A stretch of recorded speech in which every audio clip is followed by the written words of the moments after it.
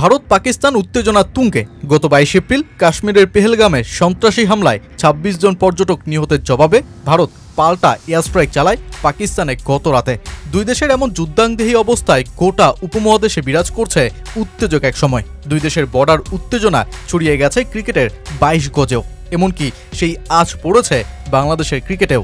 একদিকে ভারতের গৌতম গম্ভীর বলছেন পাকিস্তানের সাথে সব ধরনের খেলাই বন্ধ করা উচিত। সুনীল গাভাস্কর মনে করছেন আসন্ন এশিয়া কাপে পাকিস্তানের অংশগ্রহণই থাকবে না। আর এসবের মধ্যেই বাংলাদেশের আসন্ন পাকিস্তান সিরিজও এখন জোর নিরাপত্তা জটিলতায়। দুই দেশের বর্ডার উত্তেজনা কাটিয়ে যখন ভারত পাকিস্তান সম্পর্ক ক্রিকেটের মঞ্চে ধীরে ধীরে স্বাভাবিক হতে শুরু করেছে, তখনই ফের আশঙ্কার মেঘ উকি দিল আকাশে। এই দুই দেশ বাণিজ্যিক সম্পর্ক থেকে শুরু করে কূটনৈতিক একে অপরের সাথে সব ধরনের সম্পর্কই আধারে ঢেকে ফেলবার পরিকল্পনায় এগোচ্ছে।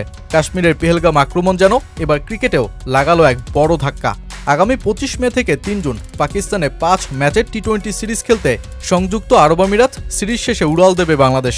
আর ঠিক এরই মধ্যে ভারত পাকিস্তানে যুদ্ধাংদেহী অবস্থা।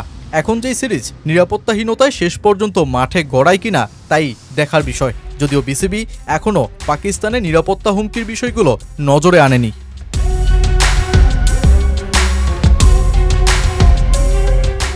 তবে শেষ পর্যন্ত পাকিস্তান বাংলাদেশ সিরিজ যদিও মাঠে গড়ায়, তবুও ভবিষ্যৎ ক্রিকেটে এই আক্রমণ ও পাল্টা আক্রমণ ক্ষতি বাড়াতে পারে। আইসিসি কিংবা এসিসির রাজস্বের বড় অংশ জুড়ে থাকে ভারত পাকিস্তান ম্যাচ। সামনে এই লড়াইও বন্ধের শঙ্কা তৈরি হয়েছে তীব্র। ভারতের হেড কোচ গৌতম গম্ভীর তো দিল্লির এক অনুষ্ঠানে সাফ জানিয়ে দিলেন, এমন সন্ত্রাসী হামলা বন্ধ না হওয়া পর্যন্ত দুই দেশের খেলাই উচিত না। আমার ব্যক্তিগত উত্তর হলো একদমই না। এসব বন্ধ না হওয়া পর্যন্ত ভারত ও পাকিস্তানের মধ্যে কিছুই হওয়া উচিত নয়। আমরা ওদের সঙ্গে খেলবো কিনা সেই সিদ্ধান্ত শেষ পর্যন্ত নেবে সরকার। আমি আগেও বলেছি, আবারও বলছি, ভারতীয় সৈন্য ও ভারতীয় নাগরিকের জীবনের মূল্য ক্রিকেট ম্যাচ কিংবা বলিউড অথবা দুই দেশের অন্য যে কোনো সম্পর্কের চেয়ে বেশি মূল্যবান। ম্যাচ পরেও হতে পারে, সিনেমাও বানানো হবে, গায়ক গায়িকারা গানও গাইবেন, তবে পরিবারের প্রিয়জন হারানোর বেদনার কাছে এসব কিছুই নয়।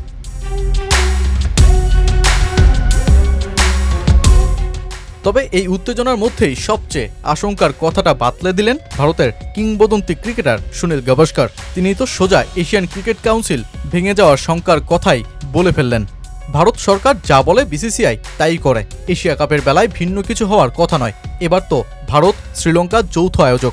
দেখার বিষয় পরিস্থিতির পরিবর্তন হয় কিনা। যদি না হয় আমি পাকিস্তানকে এশিয়া কাপে দেখছি না। এমনও হতে পারে ভারত এসিসি থেকে সরে আসার সিদ্ধান্ত নেবে।